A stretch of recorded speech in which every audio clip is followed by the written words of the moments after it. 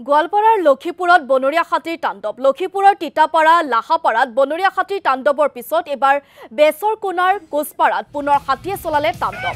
বৃহৎ বনৰীয়া হাতীৰ এটা জাকে শালিধানৰ কঠীয়া খাই চলালে তাণ্ডৱ। মেঘালয়ৰ পৰা খাদ্য সন্ধানত নামি অহা হাতীৰ বৃহৎ জাকটোৱে নিশাৰ ভাগত এই উপদ্ৰৱৰ সৃষ্টি কৰে। হাতীৰ সন্ত্ৰাসত গাঁওবাসীয়ে পহৰা দিবলগীয়া পৰিস্থিতিৰো সৃষ্টি হৈছে গাঁওখনত।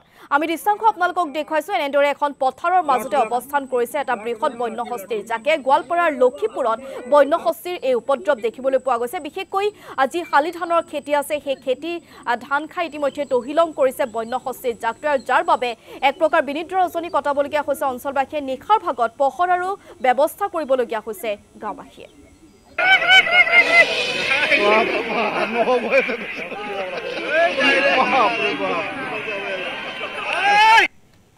হাতীৰ ওপৰত চলি আছে কেইদিন ধৰি হ'ল 15-16 দিন মান হ'ল।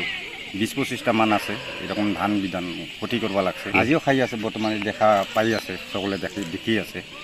সিহঁতে আহা মানে কোনোরকম দেখি আর গুচি যায়, একো নকৰে। পাব্লিকৰ তো মানে নুশুনে সিহঁতে কথাটো, মানে বিধান চিধান যেগুলা কৰব লাগে সেগুলা ক্ষতিপূৰণ দিলে ভাল হয় চৰকাৰৰ পৰা। ৰাতি আমি এনেকৈ থাকোঁ, ছবি মিলি পোহৰা থাকবা লাগে, খাই থাকবা লাগে, নাতে ঘৰত সোমাই যায়।